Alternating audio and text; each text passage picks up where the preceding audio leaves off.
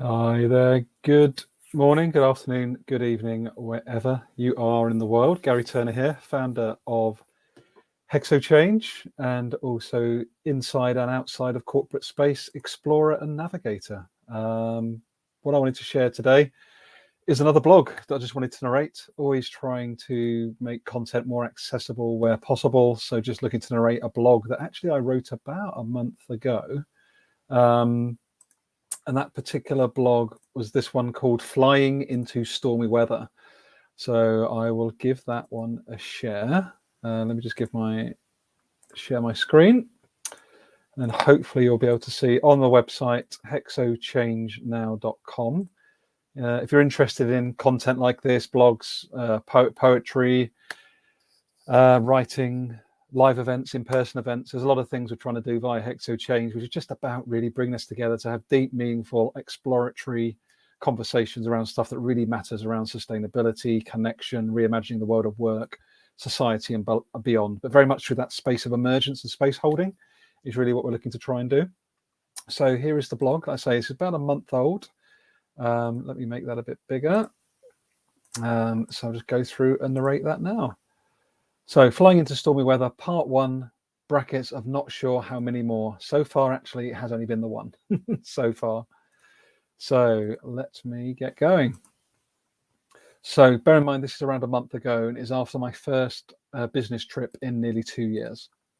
So over the past week, I've been in Milan, Italy, for my first trade show in nearly over 2 years with my day job. Back then, 2 years ago, my understanding and sensing of the world was so different to what it is today. In fact, I was moved to share this post on LinkedIn whilst I was away, as it weaves so much of this week's experience together, and indeed the past 12 months. Nothing has changed, yet everything has changed. At this point, what I am going to do is actually just share that post. You can find it in the link below this, if it's on YouTube or on LinkedIn. But just very briefly, I'm going to share the post because I think it is super relevant.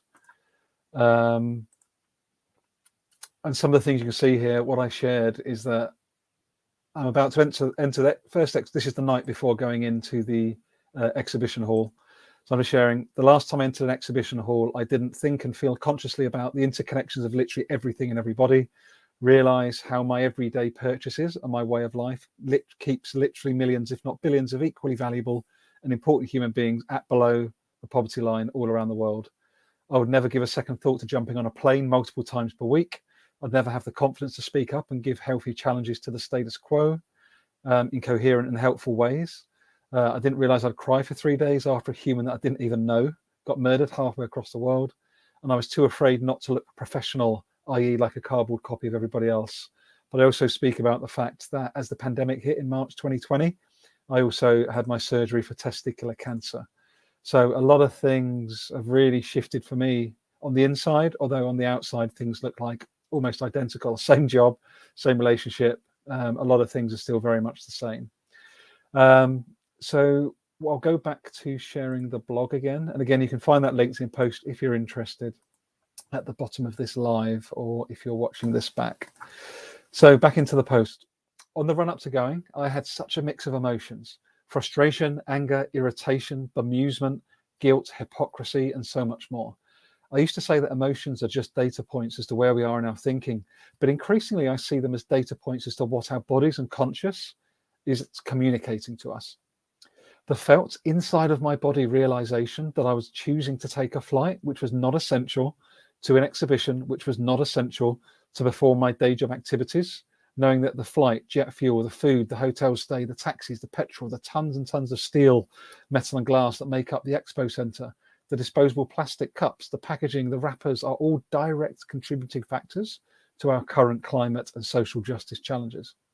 And this is just one expo of 3 days. Think about the impact of hundreds of expos per day all around the world. Hashtag mind-boggling. By me agreeing, choosing to take this trip, I am directly choosing to keep unknown and unseen communities far away from where I type this blog, suppressed and oppressed. Why? Because so many of the raw materials and chemicals that make up so much of what I describe above are extracted from often the global south countries at vastly reduced prices. than what they're sold for when they're converted into finished goods in the much more expensive global north.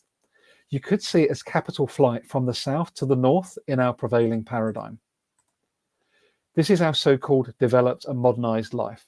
This is the cancerous capitalism that we hold in such high regard today in the West. Hashtag irony, hashtag COP26.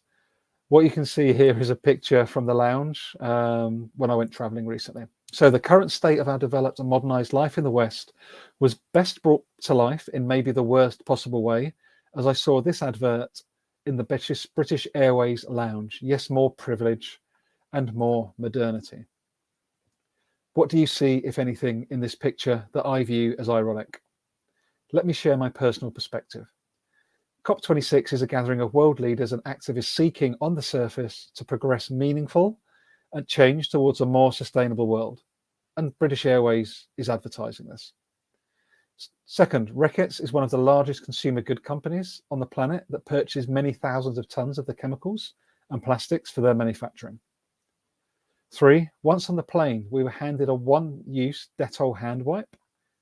See Dettol at the top? In an individually wrapped plastic bag for disposal. Yes, I was also taking a flight representing a key extractive industry. I am complicit.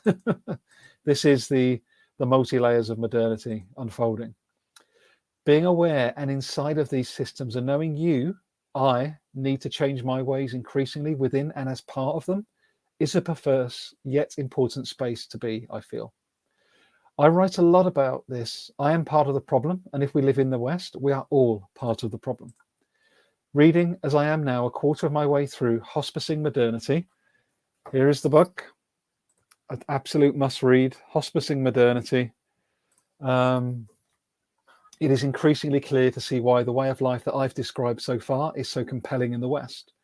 It is comfortable, it is often unconscious, it comes with very little, if any, risk currently to our way of life. It is somebody else's job to turn around our planetary challenges and global inequity. Yet we only need to look at the extreme floods in the UK and in Europe in 2021, the raging fires in Australia and the US, and the ongoing yet often untold stories of continuous tropical storms in the global south. And that is just increasingly extreme weather before all of the humanitarian impacts on top, to realize that we are truly flying into more stormy weather ahead in line with this blog.